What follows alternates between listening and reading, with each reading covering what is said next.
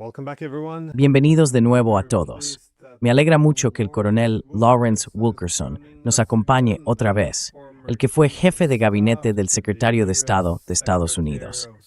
Así que gracias por volver a estar con nosotros. Thank you for coming back on. Encantado de estar contigo, Glenn, aunque sean tiempos tan difíciles. Well, it is quite dire, and Bueno, la situación es bastante grave, y veo no solo esta guerra contra Rusia, que ahora está entrando en una fase peligrosa, sino también la guerra contra Irán.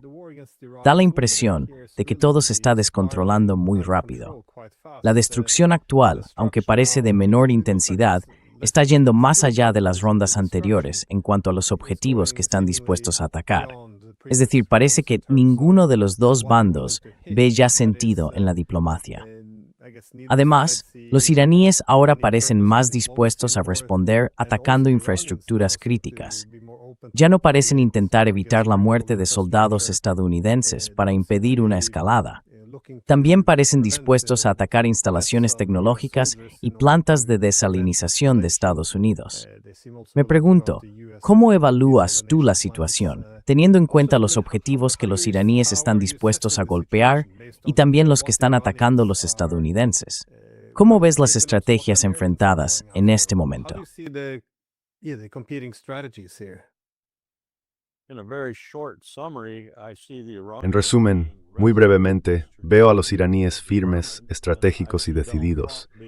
Y veo a Donald Trump siendo indeciso, el típico Donald Trump, metido en un lío del que no sabe cómo salir, rodeado de toda una serie de personajes, entre ellos sobre todo Pete Hegseth, que no le ayudan en absoluto.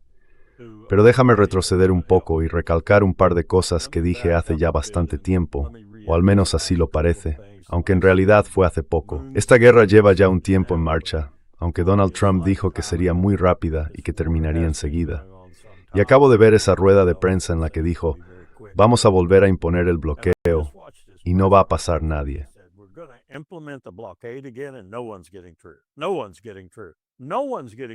Nadie va a pasar. Nadie va a pasar. ¿Me estás escuchando? Nadie va a pasar. ¿Y eso en qué ayuda? Si ahora nadie va a poder cruzar el estrecho de Hormuz, ¿cómo ayuda eso a mejorar las cosas? Creo que esto demuestra que es un hombre que ha perdido la razón, si es que alguna vez la tuvo. Pero Hegseth está ahí, justo delante de él, en el despacho oval, y le pasa la palabra. Y Hegseth empieza a explayarse sobre cómo estamos destruyendo Irán, que estamos arruinando todo en Irán, que los estamos haciendo caer de rodillas y que tendrán que negociar. Por lo que yo veo, por todos los indicios que tengo, ya no hay división alguna en Irán.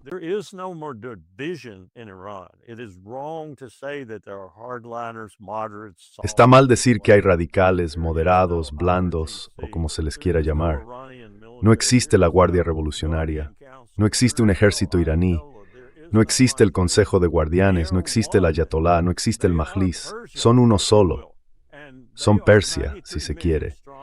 Y son 93 millones de personas que están siendo asesinadas cada día por nosotros, en crimen de guerra tras crimen de guerra tras crimen de guerra, sobre lo cual Hegseth no dijo nada. Pero ellos son firmes. Y esto es lo que dije antes. Con la ayuda de un satélite chino muy sofisticado, y probablemente con apoyo de Rusia, Irán tiene la capacidad de lanzar algunos de los misiles balísticos más avanzados del mundo contra objetivos en toda la región, según su propio criterio.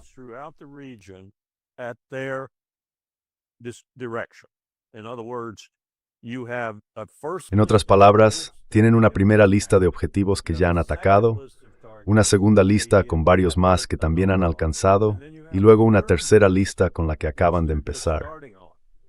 Creo que tienen una cuarta y una quinta lista, y pienso que esas son las que podrían llevar al mundo a una depresión global si las ejecutan. Por eso, siendo tan inteligentes como son, y creo que hay gente muy inteligente al frente de todo esto en Irán, no quieren hacerlo.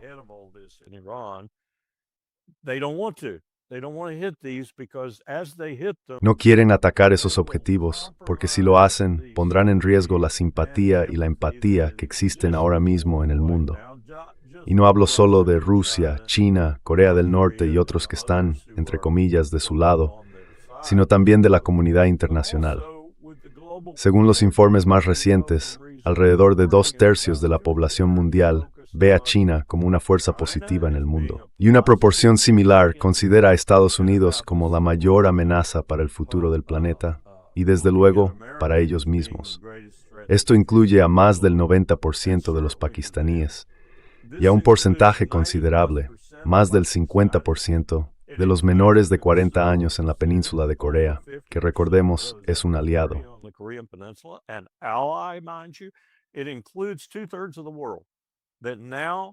Incluye a 2/3 del mundo que ahora piensa, según las encuestas, que China resulta más ventajosa para sus intereses y su poder que Estados Unidos, y que incluso considera, en mayorías bastante amplias, que Estados Unidos representa un peligro para su futuro. Todo esto para decir que si Irán pasa a atacar objetivos de segundo, tercero, cuarto nivel, y en esa categoría incluyo algunos que ya han empezado a dañar, como Fujairah, la única salida del petróleo de los Emiratos Árabes Unidos, que está fuera del estrecho de Hormuz en la costa de Omán, y también Jambu, y lo que está ocurriendo en el Mar Rojo, de lo que podemos hablar, pero que en mi opinión añade una dimensión completamente nueva, porque el Mar Rojo es mucho más importante, muchísimo más importante que el Golfo Pérsico para el tráfico mundial de mercancías de todo tipo, alimentos, petróleo, gas, todo esa por el canal de Suez y por el Mar Rojo. You name it, it goes through the Suez Canal and through the Red Sea. And we did a tabletop exercise at the former... Hace unos años hicimos un ejercicio de simulación en el antiguo Instituto de la Paz, en Washington, donde invitamos a todo el mundo. Todos vosotros los europeos estabais allí, incluida la Unión Europea de forma oficial, el Mando Europeo de Estados Unidos y también la OTAN. Estaba Marad, estaba AIG y había otras aseguradoras y navieras del mismo tipo. Prácticamente toda la comunidad interesada en Occidente estaba allí para hablar del tema, que se definía así: ha superado el Mar Rojo al Golfo Pérsico como el principal escenario de competencia estratégica en la región, en el suroeste de Asia. Y la conclusión fue abrumadora. Sí, lo había hecho. Entre todos los militares, los civiles, ¿quién más estaba allí tan interesado en este asunto?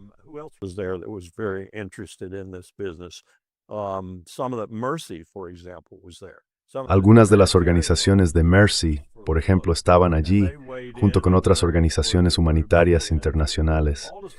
También participaron en los distintos grupos de trabajo que tuvimos. Todo esto para decir que decidimos, y creo que con razón, que el Mar Rojo es una región mucho más importante, y también lo es el flujo de mercancías, por así decirlo, que pasa por el canal de Suez hasta el puerto de Eilat. Antes llegaba allí, ya no lo hace, porque los hutíes lo han bloqueado. Ni siquiera creo que ese puerto siga operativo. Pero ese es el verdad. Analizamos otras zonas por este motivo, el estrecho de Malaca, el estrecho de Hormuz y otros lugares similares. Y por supuesto, el Bab el-Mandeb y el Mar Rojo.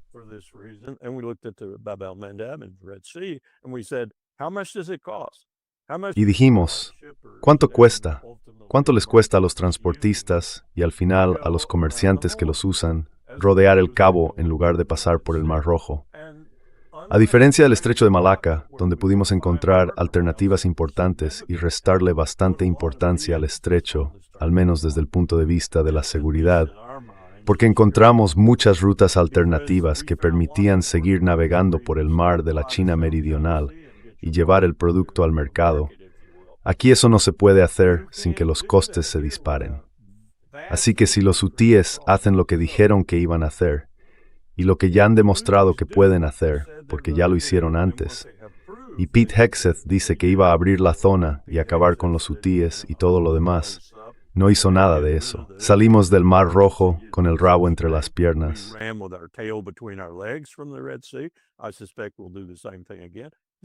Sospecho que haremos lo mismo otra vez. Entonces estaríamos ante otra dimensión de esta crisis. Y si Irán actúa como parece que ya lo ha hecho a través de los hutíes, afectando la capacidad saudí de sacar petróleo por el Mar Rojo, y si además ha actuado o acaba bloqueando a Emiratos Árabes Unidos y a Fujairah, y si se mueve hacia otros objetivos como Ras Tanura, o sigue ampliando su lista de blancos como ha hecho en Jordania y en el Kurdistán, cerca de Sulaymanía, prácticamente habrá destruido cualquier posibilidad de que los Peshmerga, los kurdos en general, se involucren en el conflicto con Irán. Sería otro movimiento estúpido por parte de los kurdos. Pero me han dicho algunos que nosotros les estábamos presionando mucho para que lo hicieran. Ahora mismo no son capaces de hacerlo. Y creo que Irán tiene una inteligencia muy precisa sobre este tipo de cosas.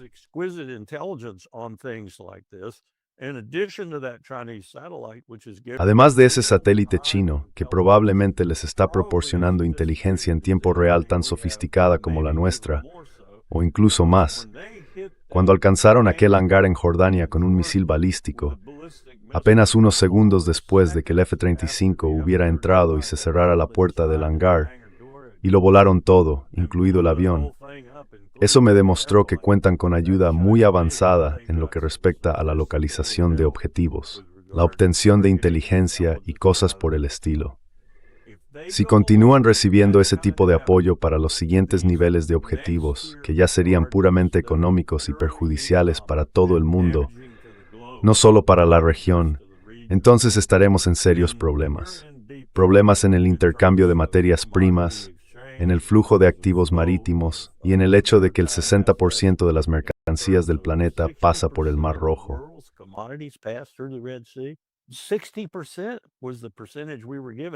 El 60% fue la cifra que nos dieron, y eso incluye de todo, desde productos alimentarios hasta petróleo, gas y todas esas cosas de las que hablamos constantemente. Si haces que todo eso dé la vuelta por el cabo, el coste se dispara tanto que la inflación y la capacidad de compra a nivel mundial se verán gravemente afectadas. Tendrá un impacto enorme. Además, dará aún más impulso a los ferrocarriles que China está construyendo y utilizando ahora y que acabarán sustituyendo al transporte marítimo, con todo lo que eso implica en términos de actividad económica y de poder económico. Si se le permite usar esas líneas ferroviarias, y esa es otra de las razones por las que estamos haciendo lo que hacemos en Irán. No estoy seguro de que Trump sea consciente de ello, pero sin duda es otro motivo. Vamos a tener un problema serio, Glenn, y cuando digo nosotros, no me refiero tanto a Estados Unidos, sino al mundo entero.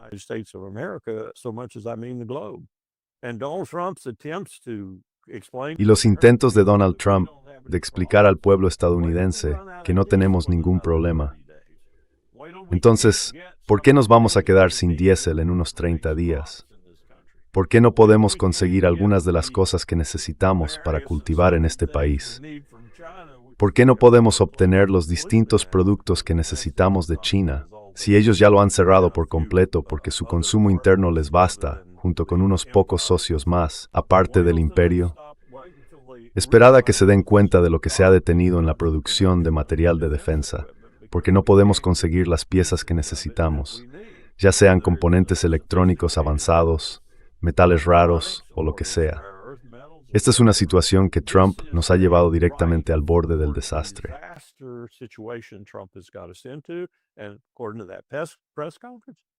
Y según esa rueda de prensa, su solución ahora es insistir en la estrategia actual, si es que se puede llamar estrategia a algo más que lanzar bombas, cometer más crímenes de guerra, matar a más niños, a más mujeres, destruir más hospitales, acercarse a más plantas nucleares y cosas por el estilo. Y no veo cómo va a salir de esto. De verdad que no lo veo. Ha cerrado las opciones que podría haber tenido. Y probablemente la última que ha cerrado de forma más contundente ha sido el memorando de entendimiento, cuyo párrafo 5 era una admisión de derrota. Pero era una admisión de derrota algo disimulada.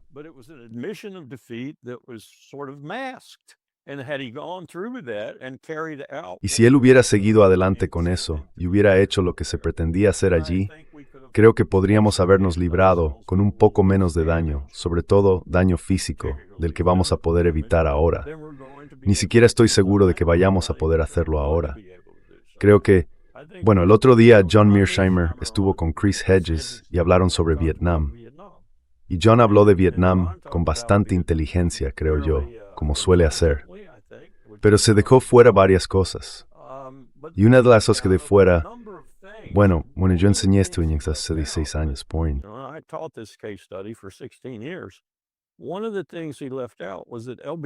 Una de las cosas que dejó fuera fue que Johnson estaba atrapado por su propio enorme potencial en lo que respecta a la situación política interna. Cuando le dijo a George Ball, creo que era él, y estaban también en la sala Walt Rostow y McNamara, el secretario de Defensa, cuando dijo con su jerga tejana algo así como «o no se va a mover por unas bombas», estaba hablando de lanzar sobre Vietnam del Norte el equivalente, o incluso más, de todas las bombas convencionales que soltamos sobre Alemania en la Segunda Guerra Mundial. Así que él sabía con total certeza, como dijo John, sabía con total certeza que no había manera de ganar esa guerra bombardeando el norte. De hecho, probablemente no había manera de ganarla en absoluto. Y él lo sabía.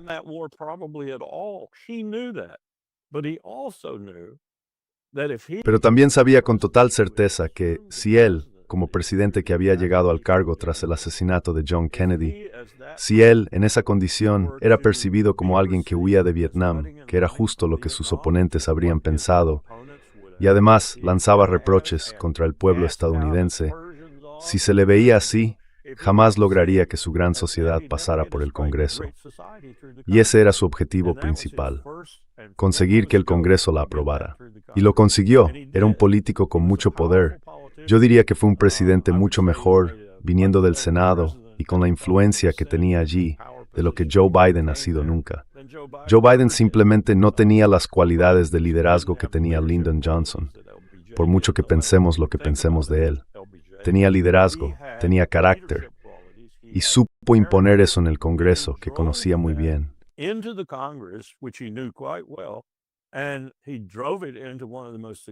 Y lo convirtió en uno de los programas políticos más exitosos que haya presentado nunca un presidente.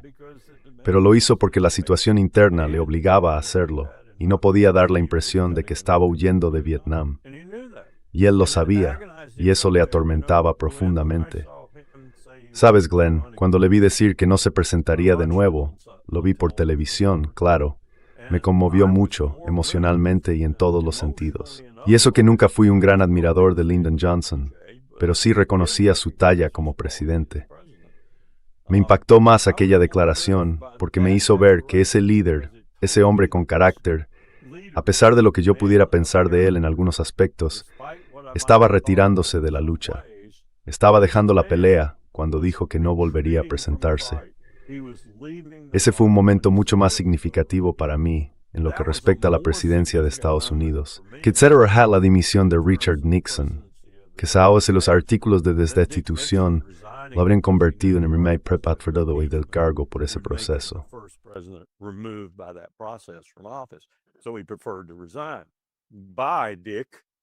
Así que prefirió dimitir por Dick. Y Dick era republicano y yo también era republicano. Pero la dimisión de Johnson me impactó de verdad. Y la razón por la que se fue, y en esto me extiendo más, es que la situación política interna de Donald Trump es mala, extremadamente mala. Es mala para toda su administración. Es mala para las personas que de algún modo probablemente serán consideradas responsables por su negligencia durante este periodo. Si tenemos una transición razonable y hay cierta calma después, y no acabamos en una guerra civil. Una posibilidad, por cierto, muy inquietante. Pero esta va a ser una de las administraciones más criticadas y despreciadas de la historia de Estados Unidos, si no la que más.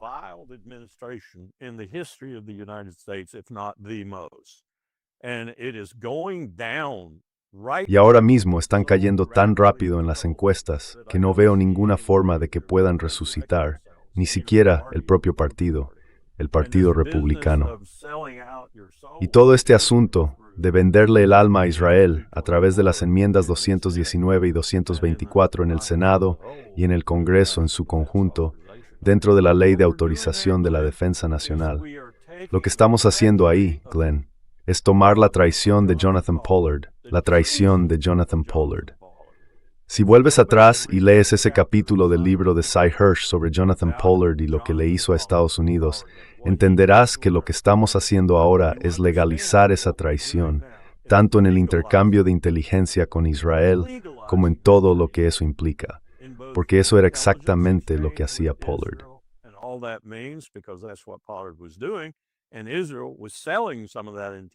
Israel estaba vendiendo parte de esa información de inteligencia a, sí, adivina quién, a la Unión Soviética.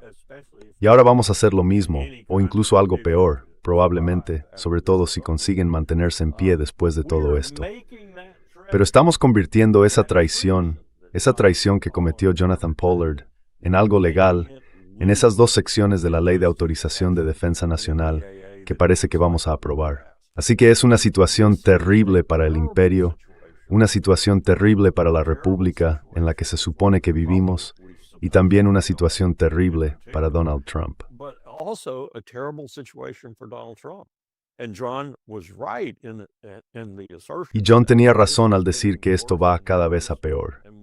Y uno se pregunta, ¿cuál va a ser la reacción cuando Donald se dé cuenta, si es que puede, si es que es capaz de darse cuenta, de lo mal que va a ser derrotado y expulsado, por así decirlo, del Partido Republicano a medida que nos acercamos a las elecciones de mitad de mandato? Ahora bien, ¿será una guerra civil? ¿Será algo que ni siquiera estoy contemplando ahora mismo o que contemplo con un gran temor? No lo sé. Podría ser. Creo que estamos en un punto parecido al de 1859 y 1860, como he dicho varias veces antes. La diferencia es que las divisiones son las mismas. La incapacidad de hablar entre nosotros es la misma. El odio profundo, muy profundo, también es el mismo.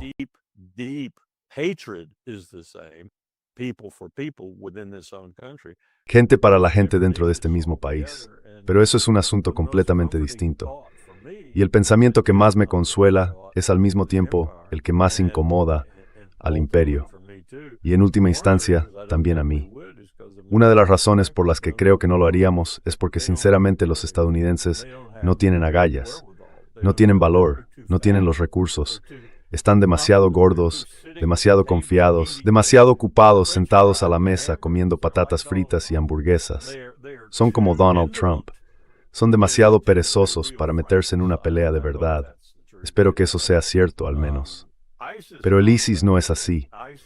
Y el ISIS está haciendo ahora todo tipo de cosas muy inquietantes, entre ellas tomar la lista de comunistas de Rubio en el país, personas como Amy Goodman y Ben Cohen, nuestro patrocinador y financiador en la Eisenhower Media Network, y declararlos comunistas.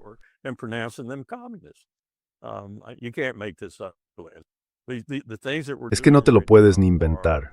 Las cosas que estamos haciendo ahora mismo son, además de matar iraníes con crimen de guerra tras crimen de guerra tras crimen de guerra, mujeres, niños, da igual. Matamos a cualquiera en Irán. Al parecer soltamos bombas sobre cualquier cosa en Irán. ¿Y eso no va a volverse contra nosotros? Probablemente sí, al final va a volverse contra nosotros. La última decisión del alcalde de Nueva York, al concluir que la ciudad no tiene capacidad para detener a Bibi Netanyahu, lo que en realidad quiere decir es que no tiene la voluntad de detener a Bibi Netanyahu, demuestra lo difícil que es hacer que alguien rinda cuentas en este negocio de saltarse todas las leyes posibles, tanto nacionales como internacionales. Porque eso es exactamente lo que ha hecho este régimen.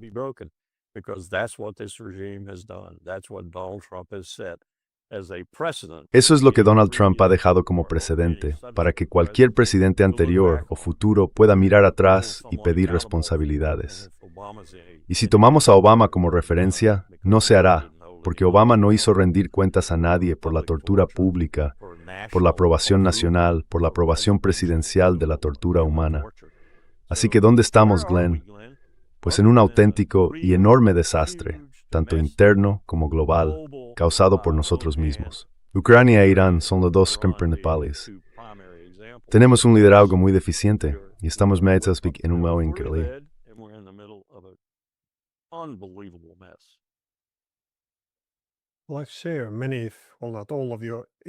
Bueno, comparto muchas, si no todas, de tus preocupaciones. Quiero decir, el colapso político en Estados Unidos creo que puede generar muchas consecuencias imprevistas. Y no solo podría ser un colapso político, sino también una posible crisis económica desatada, mucho peor que la de 2008, ya sea por la deuda, por una deuda insostenible o incluso por una crisis de divisa. También me preocupa mucho que la economía global se vea empujada al borde del abismo. Obviamente, incluso la crisis alimentaria, cuando llegue, va a provocar muchos nuevos conflictos y problemas que serán difíciles de prever.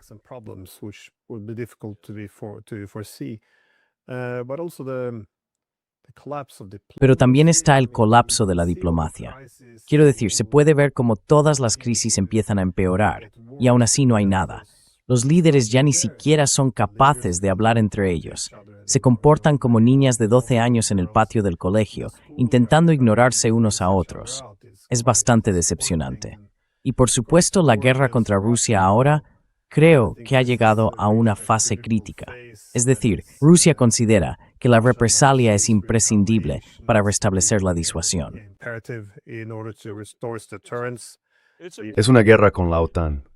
Sabe perfectamente que es una guerra con la OTAN. Sí, desde luego. Sí, está clarísimo para Putin y para otros en Rusia, estoy seguro. ¿Cuál sería el siguiente paso si estás en guerra con la OTAN? Sí.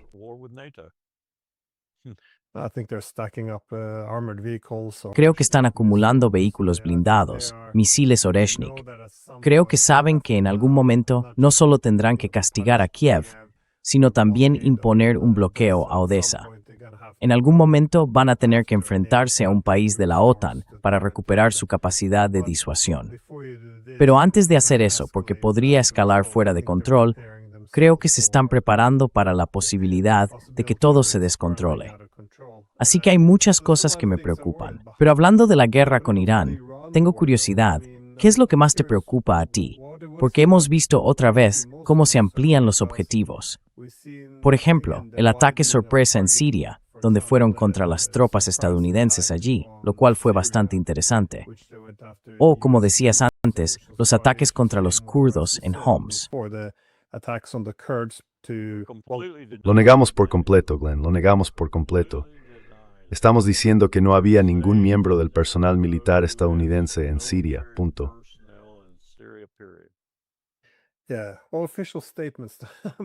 Sí, o declaraciones oficiales.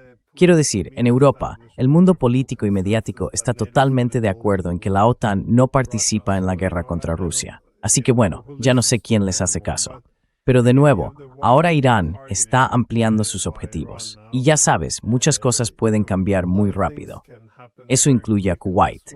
Si, por ejemplo, atacan plantas desalinizadoras o infraestructuras energéticas, algo podría romperse allí. Podrían ser Sorvnak. Bahrein es caso extremo en S. Bahrain is extreme. Bahrain is. Is there any Kuwait left? ¿Queda algo de Kuwait? Lo digo en serio. No veo que quede mucho de Kuwait, ni de Bahrein, ni en realidad de otros estados del Golfo que ahora están en serios problemas. Y veo a las milicias iraquíes respaldadas por Irán, pensando en bajar desde Basora y aprovechar la situación, porque los estados del Golfo están casi vacíos de gente que pudiera oponerse. Se han ido, ya no están. People who could oppose. They've left. They're gone. Sí, bueno, eso es lo que estoy pensando. Todos los estados del Golfo son muy vulnerables, pero Kuwait podría ser absorbido por Irak. Bahrein sería muy vulnerable a un cambio de régimen para deshacerse de la dictadura suní que hay allí. Y luego está un país como Jordania, que también podría estallar en una guerra civil o en un cambio de régimen. Como decías, el mundo político y mediático estadounidense se está centrando ahora en que los misiles iraníes, de repente, son mucho más rápidos y precisos. Y como mencionabas, probablemente los rusos y los chinos estén implicados. Yo simplemente di que lo estarían.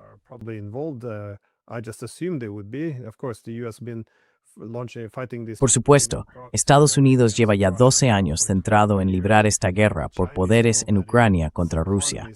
Los chinos saben que su economía es uno de los principales objetivos de la guerra en Irán. Así que supongo que, bueno, ¿por qué no iban a hacerlo? El Mar Rojo se está cerrando. Y si hubiera una invasión terrestre, es una posibilidad. O quizá estamos caminando dormidos hacia una guerra nuclear. He oído que ahora Estados Unidos permitirá a los saudíes aumentar su enriquecimiento. No lo sé. Están pasando muchas cosas al mismo tiempo. Me pregunto, ¿qué es lo que más le preocupa de todo esto?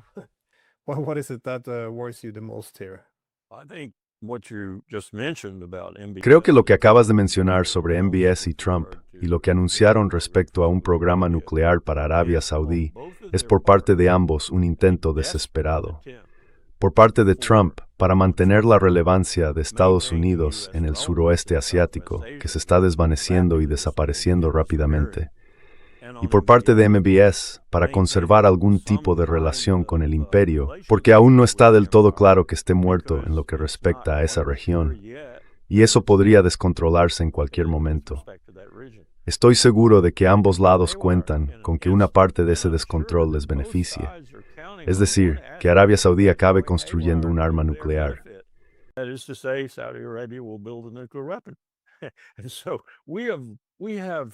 Así que habíamos conseguido mantener algo razonablemente bajo control con el JCPOA, el gran logro diplomático de la administración Obama. El acuerdo al que Irán estaba sujeto bajo el JCPOA era, en mi opinión, un 95-96% efectivo, y en relaciones internacionales eso es un éxito enorme. Podía funcionar durante 25 años, o más si se renovaba en ese periodo. Eso había resuelto la situación de forma provisional, por así decirlo. Pero no resolvía el deseo de MBS y de Arabia Saudí de estar entre los entendidos, por decirlo de alguna manera, de tener un programa nuclear que pudiera convertirse en cualquier momento. Tener a Pakistán atado en corto con las armas, o lo que fuera, no era suficiente. Si Irán llegaba a construir un arma nuclear, ellos también necesitaban una.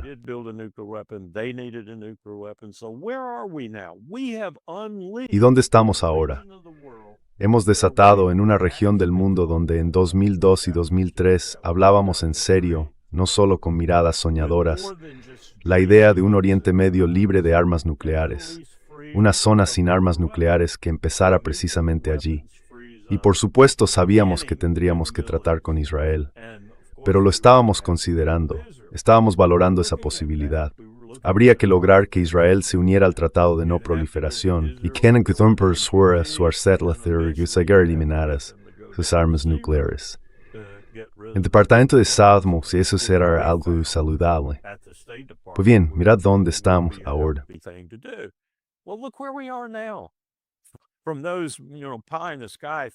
De esas ideas que parecen imposibles, pero que siguen siendo posibles, ahora estamos proliferando, y creo que vamos a seguir proliferando, armas nucleares por toda la región. Creo que Irán ya tiene una. Creo que Irán está esperando el momento adecuado para usarla. Imagina utilizar solo un arma nuclear y apuntarla a un punto entre Tel Aviv y Haifa. Israel desaparecería prácticamente del mapa, así, de golpe. Ahora bien, podrías lanzar 30 armas nucleares desde Israel contra Irán, por ejemplo. Y a menos que fueran termonucleares, probablemente no causarías demasiado daño, más allá de hacer volar granito, rocas, desierto y poco más. Así que el equilibrio en este posible enfrentamiento nuclear sería muy distinto del lado de Irán, sobre todo si tenemos en cuenta que China y Rusia están detrás de ellos.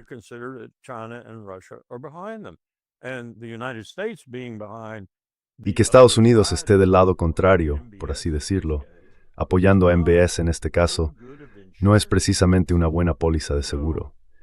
Así que hay que pensar que MBS va a aprovechar esta situación al máximo para conseguir lo que necesita del complejo nuclear estadounidense, pero también para usarlo a su manera, no necesariamente como nosotros querríamos que lo hiciera una vez que Trump ya no esté. Ahora bien, Trump puede estar encantado, como decía Peggy, puede estar encantado con que Arabia Saudí entre directamente en un programa nuclear civil que prácticamente de la noche a la mañana se convierta en un programa nuclear militar. Y puede que estemos dispuestos a ayudarles a hacerlo. Entonces, ¿dónde nos deja eso?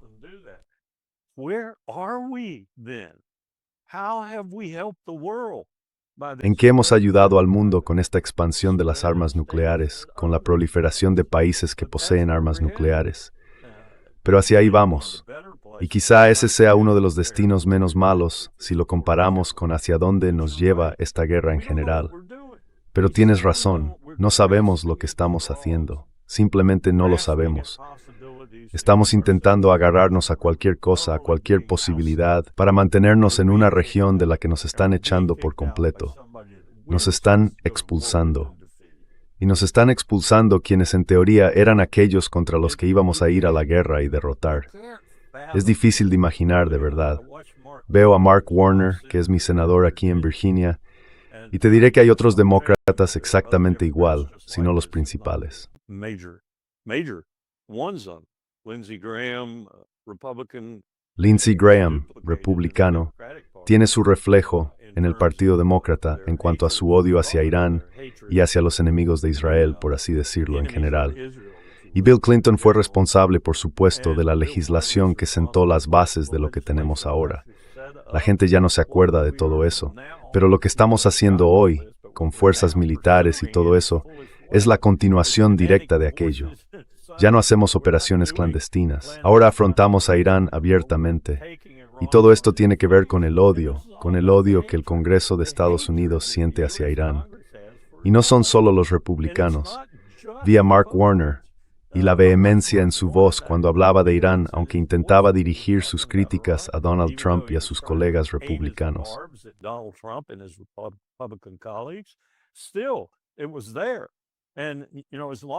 Aún así, estaba ahí. Y ya sabes, mientras eso siga ahí, tenemos este problema en el país. Es el mismo problema que tenemos ahora con Rusia.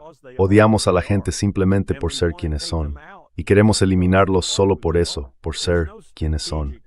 No hay un propósito estratégico detrás. Tampoco hay un propósito económico real. Simplemente queremos acabar con ellos porque los detestamos, ya sea Moscú o Teherán. Así no se hacen las relaciones internacionales. Esto no es diplomacia, según quienes la han estudiado y practicado durante años, sobre todo en los siglos XX y XXI. Estamos distorsionando, corrompiendo, destruyendo, asesinando todo lo bueno que hay en el mundo.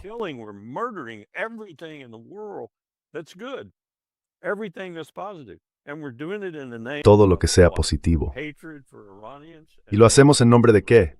Del odio hacia los iraníes y del odio hacia los rusos. Esos no son objetivos que ninguna persona sensata en el mundo, con el nivel de poder con el que opera Estados Unidos, podría siquiera considerar. Actuar movidos por el hecho de que odiamos a esos malditos persas. Odiamos a esa gente que se atrevió a expulsar a nuestro Shah y a tomar el control de su propio gobierno. Los odiamos. Y también odiamos a los rusos. Odiamos a los rusos porque los hemos estado engañando. Llevamos intentando deshacernos de ellos desde que empezamos todo el asunto en Ucrania, desde que iniciamos la Asociación para la Paz y la expansión de la OTAN. Hemos estado en vuestra cara, Moscú, en vuestra cara. Os mostraremos cómo deberían haberos tratado al final de la Guerra Fría.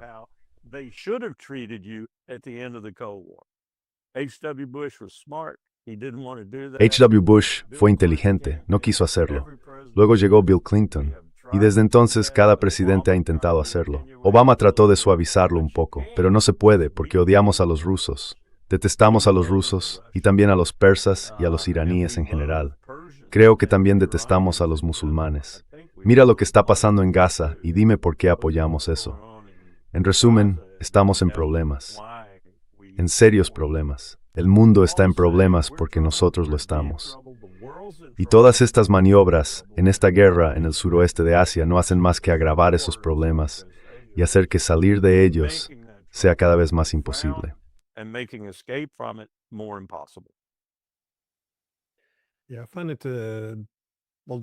Sí, me resulta un poco deprimente la forma en que se habla ahora de la seguridad.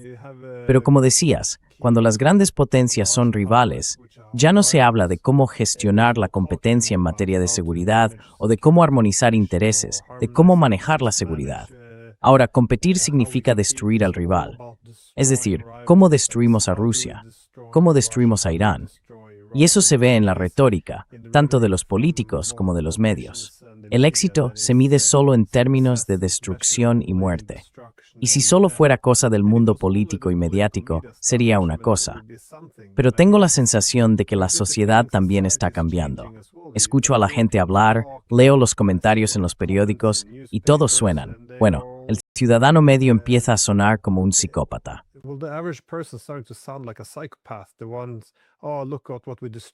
Los que dicen, mira lo que destruimos, mira lo que quemamos, jaja, esos soldados murieron. La forma en que la gente habla también, la sociedad se está volviendo más fea. Así que hay algo que no funciona en cómo se afrontan los adversarios estratégicos. La idea de respetar al oponente, de intentar ponerse en su lugar, todo eso, quiero decir, ya se ha perdido. Ahora es, como decías, puro odio. Resulta bastante desagradable, pero mi pregunta para ti es sobre hasta qué punto crees que las alianzas de Estados Unidos son sostenibles, porque muchos de sus aliados ahora parecen más bien vasallos. Quiero decir, siempre ha habido algo de vasallaje, pero al menos antes podían prosperar bajo el liderazgo estadounidense.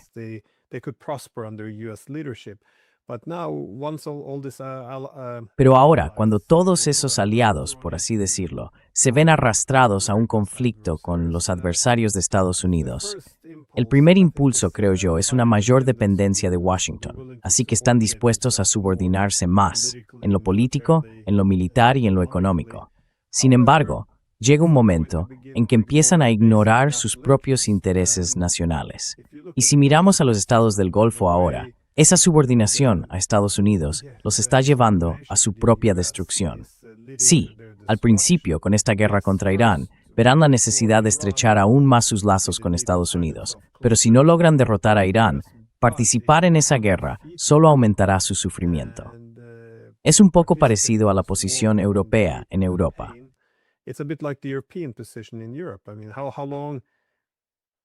Quiero decir, ¿cuánto tiempo? Bueno, de momento, como temen a Rusia, se van a subordinar aún más a Estados Unidos y van a renunciar a todo, a su independencia, a su autonomía e incluso a su propio respeto. Pero en algún momento, si quieren recuperar su seguridad y su prosperidad, tendrán que velar por sus propios intereses. Y eso significa tomar cierta distancia de Estados Unidos. Me preguntaba si ves algún indicio de que alguno de los estados del Golfo pueda dar un giro, intentar, no sé, romper con la estructura de alianzas. Porque claro, esa estructura se ha consolidado durante décadas, así que cuesta imaginar que ocurra. Pero por otro lado, si no lo hacen, eso podría ser su perdición.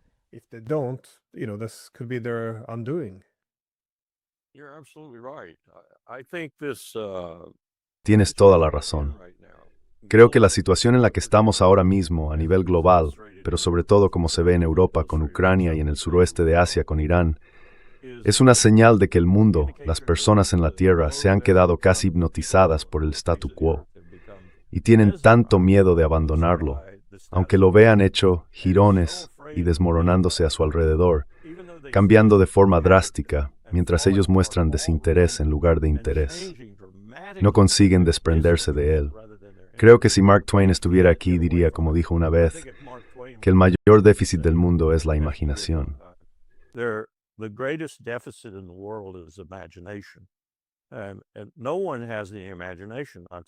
Y nadie tiene imaginación, ni los japoneses, ni los coreanos, ni los europeos. Nadie tiene imaginación. ¿Cómo creamos un nuevo mundo y lo hacemos en esencia, un mundo que sea manejable? Manejable no solo por las grandes potencias, sino también por las potencias intermedias que están justo por debajo, y manejable a largo plazo para la mayor parte de la población mundial, que si la ONU tiene razón, será de unos 10.000 millones hacia mediados de siglo, y luego empezará a disminuir un poco demográficamente. No sé cuál es la respuesta a eso. Hace falta una guerra catastrófica. Hace falta una guerra nuclear para convencer a la gente de que ha llegado el momento de tener algo de imaginación, de empezar a pensar las cosas de otra manera.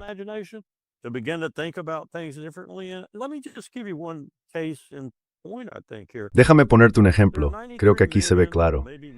En Irán hay unos 93 millones de personas, quizá ahora 92 millones. Probablemente hemos matado o herido al menos a 1 millón.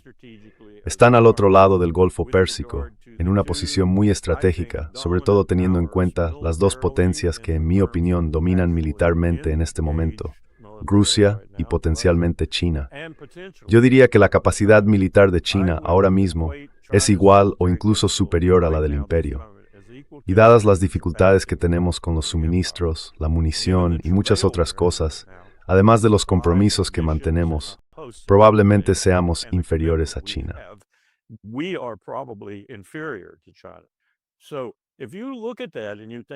Así que, si lo miras y piensas, tenemos que convivir con esto, tenemos que encontrar una forma de vivir con ello.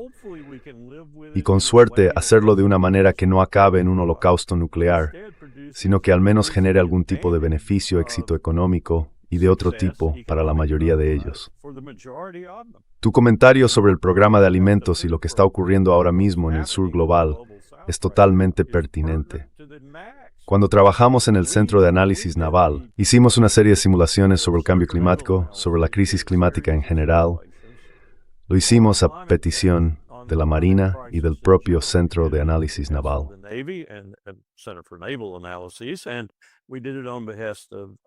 Y lo hicimos a petición de otras personas del centro que querían analizar esto a nivel global.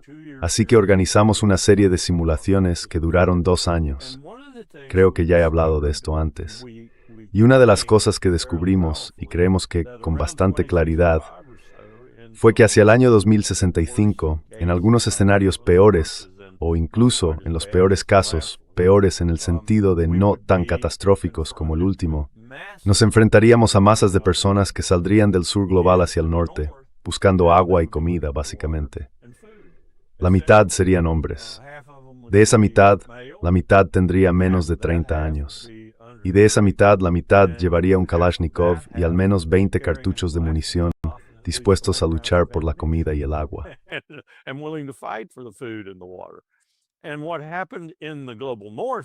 Y lo que pasó en el norte global, por así decirlo, en esas potencias pares que van desde Tokio, pasando por Estados Unidos y Canadá, hasta Europa y China, fue que empezamos a poner a nuestros ejércitos en las fronteras del sur y a disparar a la gente, a matarla.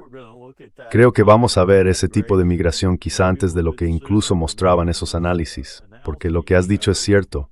Vamos a provocar hambre en el sur global.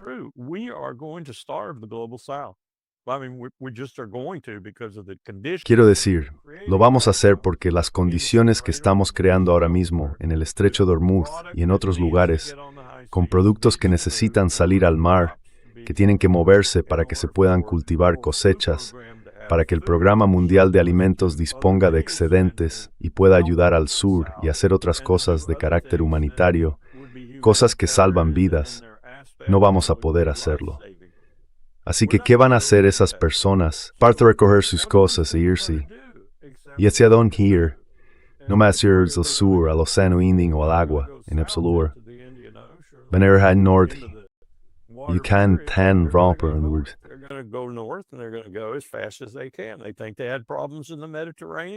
Creen que tuvieron problemas en el Mediterráneo con la gente que llegaba desde el norte de África. Espera a ver lo que va a pasar ahora. Espera a ver lo que ocurrirá en el Caribe, en Sudamérica y en otros lugares. Van a verse gravemente afectados, y de hecho ya lo están, por todo tipo de cosas. Desde glaciares que avanzan sobre comunidades de 2 o 3 siglos de antigüedad en Chile, por ejemplo, y que están desapareciendo en el proceso, hasta la escasez de alimentos. Y no va a mejorar, va a empeorar mucho más a medida que la crisis climática se intensifique. Las temperaturas que estamos viendo ahora mismo en todo el mundo son solo una muestra de ello.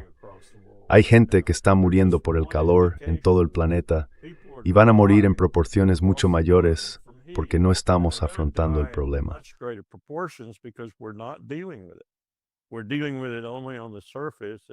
Estamos afrontando el problema solo en la superficie y además de forma intermitente. Todo esto para decir que tienes razón. Es un momento muy tenso. Esta transición no es solo la caída de la Unión Soviética y el paso del mundo hacia un sistema más multinodal, sino también hacia un mundo que necesita, por encima de todo, cooperar y colaborar para poder superar algunos de estos desafíos. Volver, por ejemplo, a un régimen de tratados sobre armas nucleares e incluir a todos los estados que poseen armas nucleares, tanto potencialmente como en la práctica. No lo estamos haciendo. No estamos haciendo nada de eso. En su lugar, estamos librando guerras absurdas, estúpidas, completamente insensatas, que solo profundizan y agravan nuestro peligro. Y pagaremos muy caro por ello.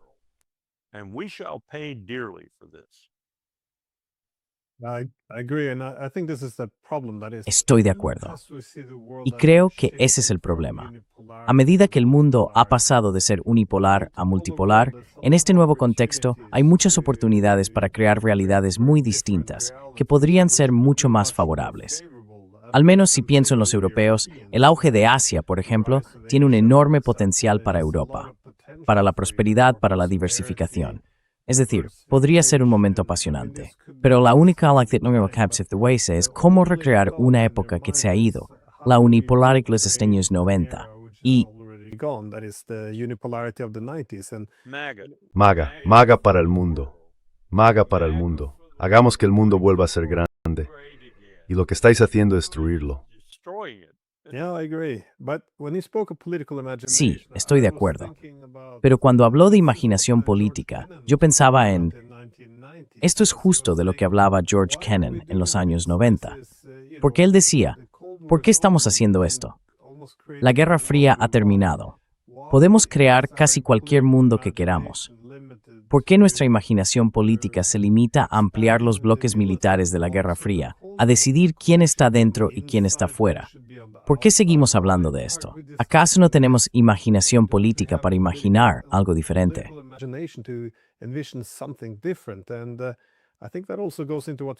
Y creo que eso también tiene que ver con lo que decías sobre si necesitamos o no otra gran guerra para cambiar. Porque me parece que es una condición desafortunada de la naturaleza humana. Estamos muy aferrados al statu quo, quizá por falta de imaginación política.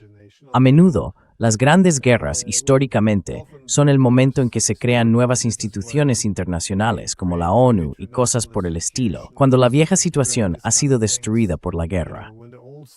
Al mismo tiempo, la gente siente una aversión muy sana hacia la guerra. Pero parece que cada generación necesita vivir una guerra enorme antes de empezar a actuar con un poco de sentido común. I agree 100% that phenomenon. Estoy totalmente de acuerdo en que ese fenómeno parece repetirse a lo largo de la historia. Pero quiero insistir en lo que repito una y otra vez.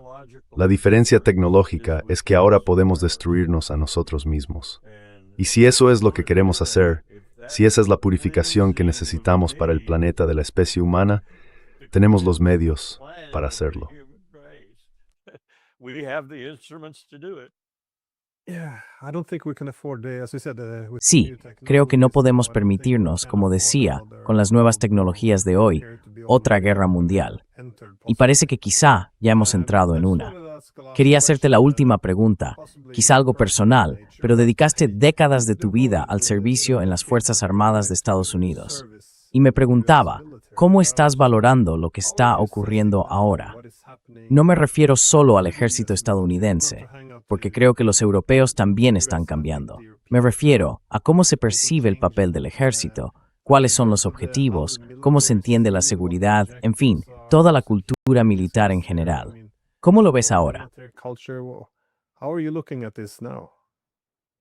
That's a good question, Glenn, and it's one that is very trenchant. Buena pregunta, Glenn. Y es una que me toca muy de cerca porque al llegar al final de mi vida y también de mi experiencia y carrera militar, pensaba el otro día que mis amigos y yo, los que aún seguimos vivos, probablemente hemos pasado medio siglo dentro del ámbito de la seguridad o vinculados a él. Y todos, sin excepción, me dicen ahora, no puedo creer que haya vivido para ver esto. No puedo creer que haya vivido para ver esto. Y lo que escucho mencionan con más frecuencia, aunque la conversación enseguida es, al principio, su querido ejército. Y no es una expresión vacía. I mean, that's not too trite a phrase. Howell used to talk about the beloved military. Howell solía hablar todo el tiempo del querido ejército, de sus queridas fuerzas armadas y cosas así. Nosotros dedicamos nuestra vida al instrumento de seguridad de los Estados Unidos de América. Y ahora lo vemos, por culpa de gente como Pete Hegseth y Donald Trump, completamente contaminado, convertido en un instrumento para la persecución del propio pueblo estadounidense, en última instancia. Lo vemos transformado en un apéndice militar del ICE, que ya de por sí parece una entidad militar. Y no entendemos cómo ha podido pasar esto.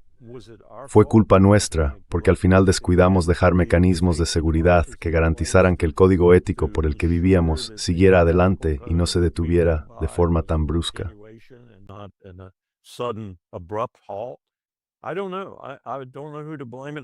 No lo sé. No sé a quién culpar, la verdad. Pero sí sé que hoy no tenemos en las Fuerzas Armadas de Estados Unidos el liderazgo que necesitamos. Lo que tenemos son aduladores, Lo que tenemos son personas más interesadas en quedar bien que en hacer lo correcto.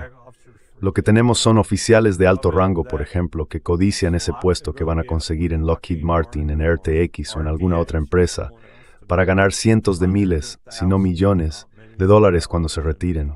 Lo que tenemos es un sistema corrupto y poco ético, y es totalmente comprensible que ese sistema salga al mar sin ningún tipo de debido proceso y mate a toda esa gente que ha matado, casi sin que haya objeciones dentro del propio ejército. Totalmente comprensible.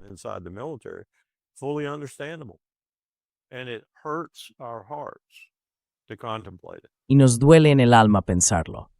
Ojalá pudiéramos haber terminado con una nota más positiva, pero de nuevo, siento algo parecido. Estoy completamente horrorizado por lo que estoy viendo en Europa. Durante tantos años, los líderes europeos, sobre todo después de la Segunda Guerra Mundial y de la Guerra Fría, definieron Europa como un continente que había aprendido de la historia. Se suponía que todo giraría en torno a los valores democráticos liberales y a la paz. Y ahora ya sabes, los líderes ya no creen en la diplomacia. Solo hablan de luchar contra los rusos, de matar, de destruir, de volverse más autoritarios, en el fondo, de perder también la fe en el futuro. Así que no, creo que muchos de esos valores que se suponía que iban a definir Europa resultaron ser un simple castillo de naipes. Es deprimente verlo. Pero bueno, ya veremos hacia dónde nos lleva todo esto. Aunque la verdad, no soy optimista.